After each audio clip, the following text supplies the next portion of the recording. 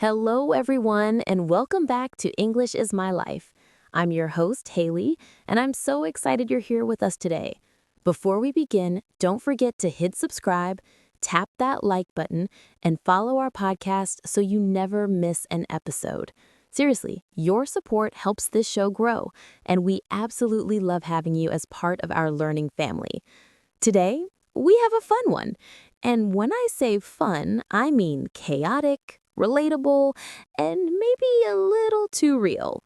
We're talking about something every adult knows, every student fears, and every kid tries to avoid: your job. Yes. The thing we all need, but sometimes don't want. Exactly.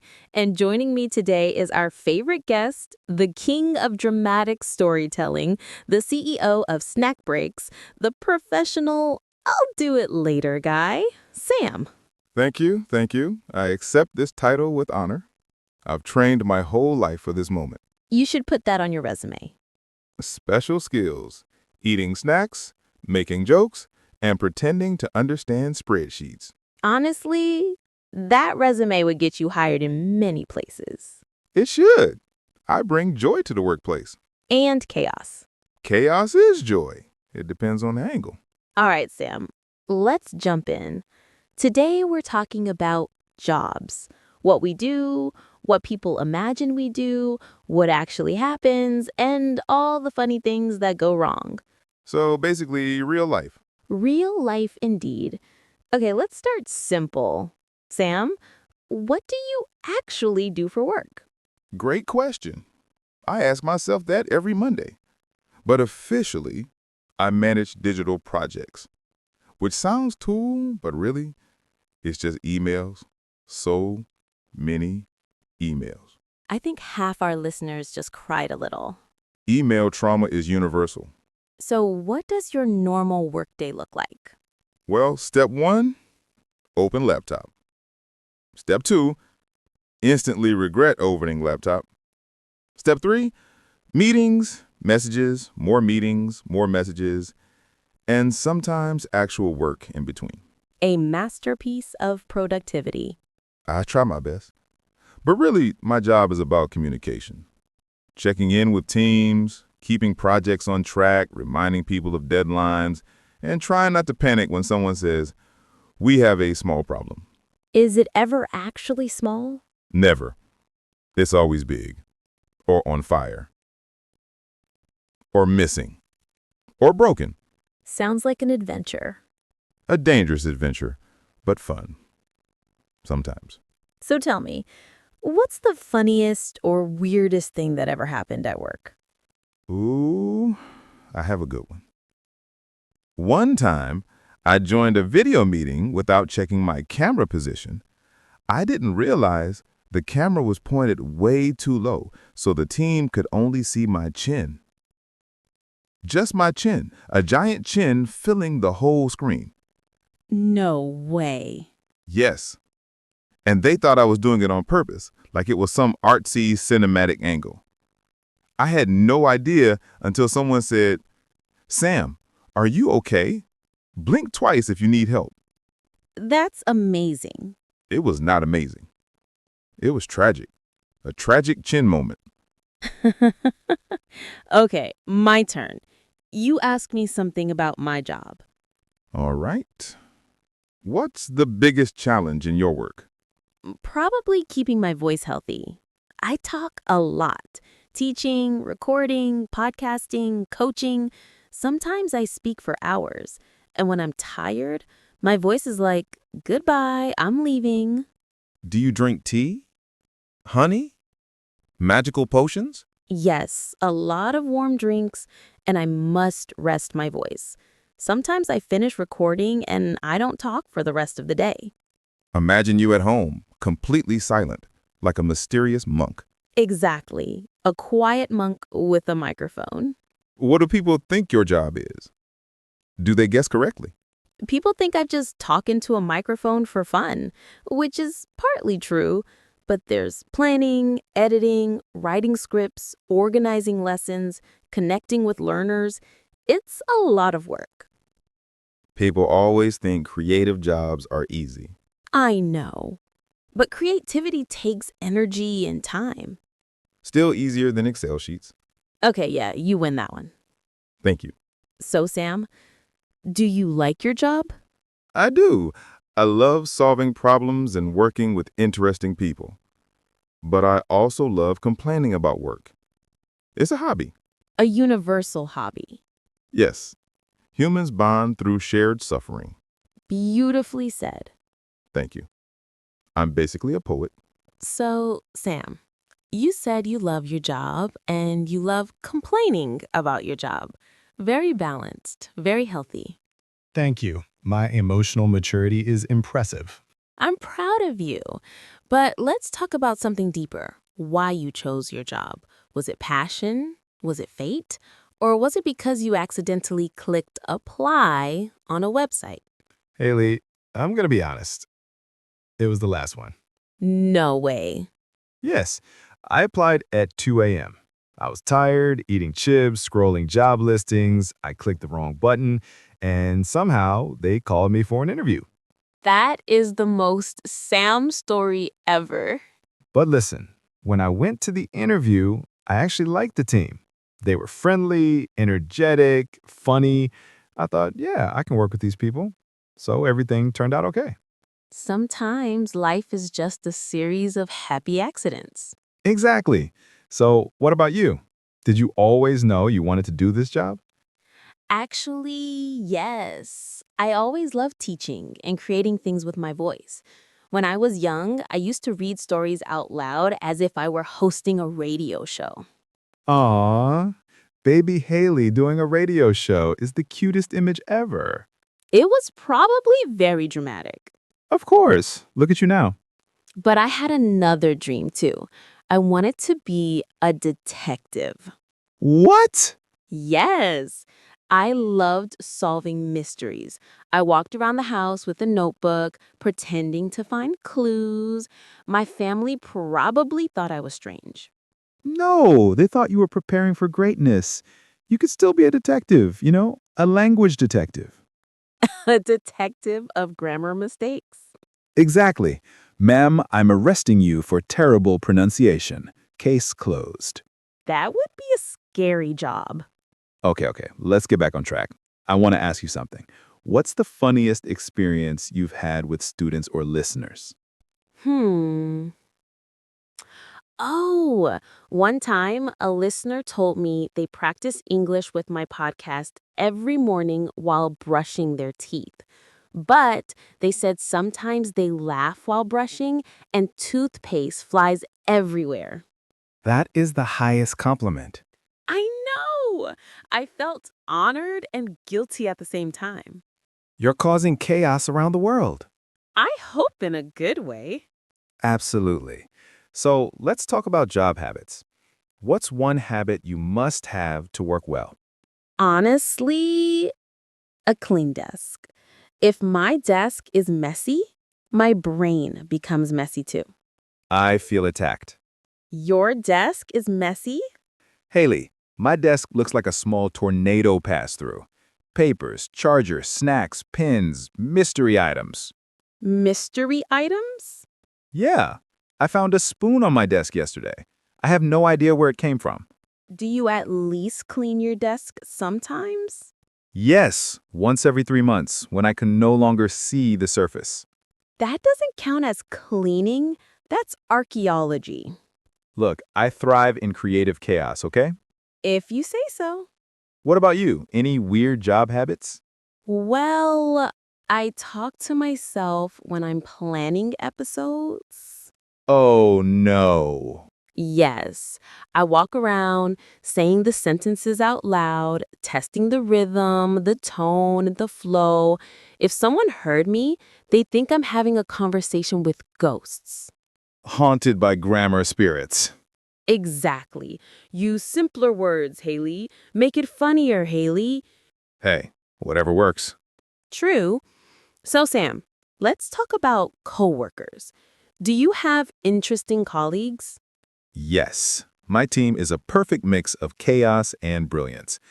One person is super organized, like color-coded, everything organized. Another is a genius programmer who sleeps at 3 p.m. and works at night.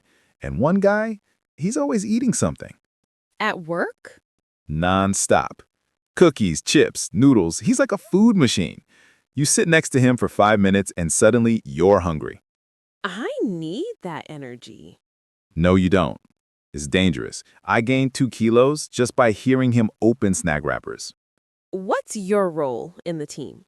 I'm the guy who makes things fun. If meetings get boring, I make jokes. If people are stressed, I lighten the mood. If the coffee machine breaks, okay, I can't fix that. I just panic with everyone else. That's important too. Work needs laughter. Exactly. If we can't laugh, we cry. Let's not cry. Agreed. I love how jobs bring out unique sides of people. Some people become total professionals. Some people become problem solvers. Some people become snack experts. And some, like you, become meeting comedians. I accept this role with pride. As you should. So, Haley, if you weren't doing your current job, what other job would you like to try? Maybe something creative, like writing, or maybe something peaceful, like gardening. Gardening? You? Yes, I love plants. You love killing plants. Hey, I only killed 3. 3 this month. Okay, true. But I'm learning. You'd be a great gardener once you stop, destroying the plants. Thanks for the encouragement. Anytime. All right, Haley, let's keep going. We talked about your plant-killing gardening career. Very inspiring. I feel judged. No, this is a safe space. A safe roasting space. Okay, fine. Continue roasting me then. You know I will. But I want to switch gears a bit. Let's talk about something every job has. Stress. Oof, you're hitting the heart today. Yes, because people think working adults are strong, responsible, stable. Meanwhile, inside, we're all screaming. You just described adulthood perfectly. So, Haley, what's the most stressful part of your job? Probably deadlines. When I'm creating episodes, editing content, planning lessons, and everything needs to be done yesterday. Ah, yes, the classic urgent, but also extremely urgent. Exactly. And the funny thing is, nobody even says it aggressively. They just send a smiley emoji at the end of the message, and suddenly it feels worse. Like, hi, Haley, can you please finish this huge task in 10 minutes? Smiley, smiley, smiley. That smiley is a threat. Yes. The more smileys, the more danger. I knew it. My theory is confirmed. What about you? What stresses you out? Meetings. Oh, the pain. Some meetings are good, productive, short, clear, but many of them should have been an email. Preach. I once had a 2-hour meeting where we discussed the color of a button. A button, Haley. No. Yes, red or blue, for 2 hours. I aged 10 years. What color did you choose in the end? Green. I give up. Me too. Anyway, stress is universal. But here's the thing. Every job also has something wonderful, something meaningful. And that's why we stay. That's true. So let's talk about the best part of our jobs. What's yours? Easy. People. The funny conversations, the random stories, the teamwork, the chaos. I love it. Even when we're stressed, we laugh together. And that feels good. That's beautiful. Thank you. And you? What's the best part for you? Listeners, 100%. Knowing that someone out there is learning, improving, feeling confident, laughing with us, that is the greatest motivation. Oh, Haley, that's actually sweet. It's true. Sometimes listeners send messages saying things like, I listen to your podcast every day on my way to work, or your lessons helped me get a better job. And when I read that, all the stress disappears. That must feel amazing. It really does. All right, now let's spice things up. I want to ask you a dangerous question. Oh no. Are you ready? Probably not. Here we go. What's one thing you're terrible at in your job? Why do you do this to me? For entertainment. Fine. I'm terrible at resting. Resting. Yes. When I love my work, I forget to stop. I'll keep planning, researching, recording, editing, and suddenly it's 2 a.m. That's unhealthy, Haley. I know. That's why I said I'm terrible at it. You need a job to stop doing your job. I need a reminder that says, Haley, go to sleep. Your microphone will still be there tomorrow. I can send you that reminder. Every day. In all caps. I regret telling you this. Oh, I know. Okay, then your turn. What are you terrible at? I'd say, focusing. Shocking. Listen, I'm great at coming up with ideas, but sometimes when I try to work quietly, my brain goes, oh, look, a cloud. Oh, look, a snack. Oh, look, the meaning of life. You get distracted by the meaning of life? Yes, it's a serious topic. You're impossible. I know, but somehow I still get my work done. Usually. Eventually. At the last minute. So you're a procrastination expert. I prefer time management artist. That's not a thing. It is now. Since today's topic is your job, let's give our listeners some helpful English expressions they can use when talking about work. Yes, practical English time. Let's go. Number 1, I'm responsible for. Use this to describe your main duties. For example, I'm responsible for managing the team. I'm responsible for customer support. Simple and clean. Love it. Number 2, my job involves. This is nice for describing tasks more naturally. My job involves designing websites. My job involves planning events. Great one. Number 3, I work closely with. Perfect for teamwork. I work closely with the marketing team. I work closely with clients. And number 4, a typical day at work looks like, then describe your daily routine.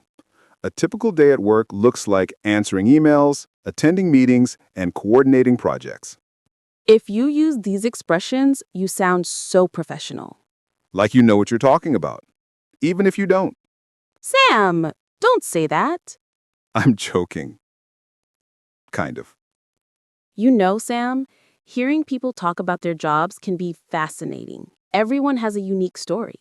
Yes, some people work calmly, some work under pressure, some love their jobs, some hate them, and some are just trying to survive. And that's okay. Totally. Because a job is more than money. It's experience, growth, connection, identity. And sometimes it's free coffee. Free coffee is the best benefit. Agreed. So, Haley, since we've talked about stress, joy, struggles, procrastination, your plant cemetery, and my inability to focus, let's go deeper. If you weren't doing this job, hosting this podcast, teaching English, what do you think you'd be doing? Oh, wow. That's a big question. Let me think. If I weren't doing this, maybe I'd work in something creative. Something like writing stories or producing videos, or maybe even acting. Acting? Haley, I did not expect that. Why not? I could totally be an actress. Sure, but what kind of actress? Drama, comedy, action? Are we talking saving the world or crying in the rain? Definitely comedy. I'd be the character who trips over the carpet but somehow saves the day. Yes, that feels accurate. Okay, your turn. If you weren't doing your current job, what would you be? I'd love to be a travel photographer. Oh, that fits you so well. Right? Just wandering around the world, taking pictures of sunsets, mountains, street food, random cats. Why cats? Cats are the true rulers of Earth, Haley. True. Continue. And I'd wake up early, catch the sunrise, sip coffee in some tiny cafe, and edit photos while wearing stylish sunglasses. Sam, you don't even have stylish sunglasses. I said imagine, Haley, imagine. Fine. Dream big. You know what's funny? When we were kids, we had these big, magical dream jobs, like astronaut, superhero, princess, billionaire. Billionaire isn't a job, Sam. It can be a lifestyle. I give up. But now, as adults, our dream job is often something simple like a job where I can leave at 5 p.m. or a job where Wi-Fi works. Or a job where nobody says, let's have a quick meeting. Yes, quick meetings are never quick. Exactly. You walk in thinking it's 10 minutes, and suddenly it's 2 hours and someone is crying. Or someone brought a 50-slide presentation that nobody asked for. Why is that so accurate? Okay, listeners, if you want to talk about your dream job in English, here are some useful expressions. 1.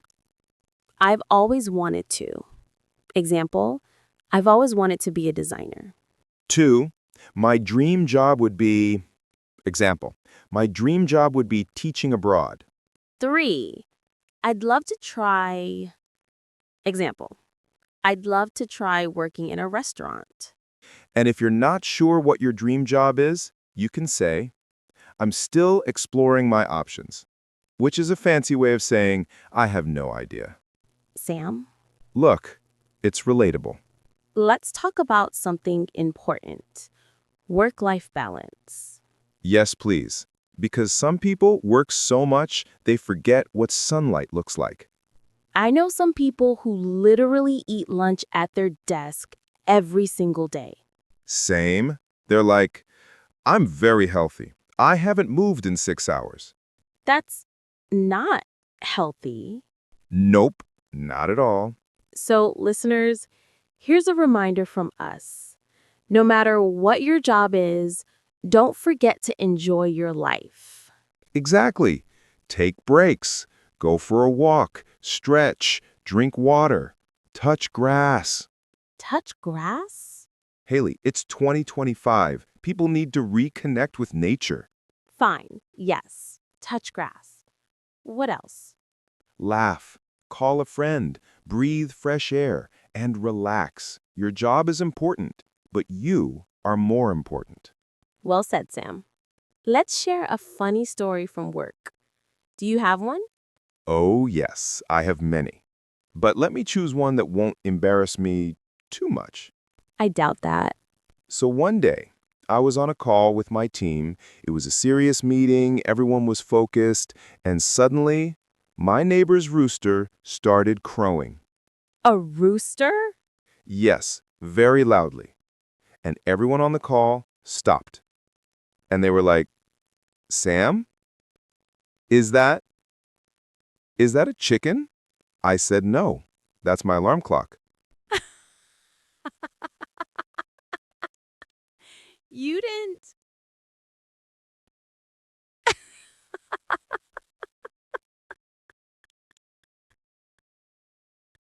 You are unbelievable. Your turn. Tell us a funny work story. Okay, this one is embarrassing. One time, I was recording a podcast episode, just like today. I had my microphone on, everything ready, talking so passionately. And then I looked at the screen and realized I forgot to press record. No. Yes! I talked for 35 minutes to nobody. Haley, please tell me you laughed. I cried first, then I laughed, then I cried again. That's the real creative process. Exactly. So, to anyone listening right now, whatever your job is, big or small, simple or complicated, don't forget something important. Every job matters. Every job teaches you something. And it's okay if you're still figuring things out. Life isn't a straight line. Yes, your career is a journey. You learn, you grow, you try new things, you fall. You stand up again. And sometimes you get chased by a rooster. Stop bringing that up. Never. All right, everyone. Thank you so much for joining us today on English is My Life. We had so much fun talking about jobs, stress, dreams, and of course, Sam's rooster. Hey, he's a loud, proud rooster. If you enjoyed this episode, don't forget to subscribe, follow, and share this podcast with friends who are learning English. Your support helps us keep creating new episodes every week. Fun, simple, and full of real English you can use. Thank you for listening. Thank you for spending your time with us. And thank you for always being a part of this amazing learning journey. We'll see you in the next episode. Bye, everyone. And keep learning English every day.